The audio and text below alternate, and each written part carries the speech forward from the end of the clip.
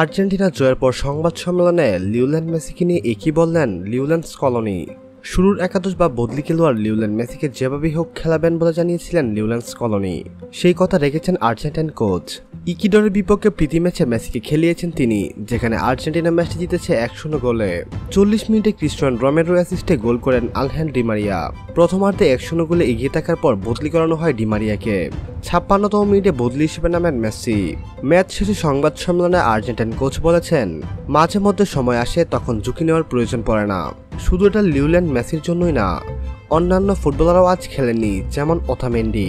Di Maria কিছু সময় খেলার সুযোগ পেয়েছে, এনজো অপারেশনের পর ফিরেছে।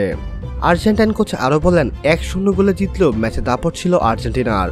65% বল দখলে রেখে প্রতিপক্ষের লক্ষ্য বরাবর আলবিলেস্তারা শট নিয়েছে 4টি, যেখানে ইকুয়েডর 35% বল দখলে রেখেছে আর আর্জেন্টিনার লক্ষ্য বরাবর একটা শটও নিতে পারেনি দলটি। স্কলোনির মতে আর্জেন্টিনা ম্যাচটা দারুণ খেলেছে। আর্জেন্টিনার কোচ বলেন, আমি মনে করি আমাদের জন্য দারুণ একটা ম্যাচ ছিল, ইকুয়েডরের জন্য। প্রীতি ম্যাচে এমন প্রতিদ্বন্দ্বিতা থাকা উচিত, যা করতে হতো তাই করেছি। আধিপত্য বিস্তার করে বলের দখল নিতে চেয়েছি।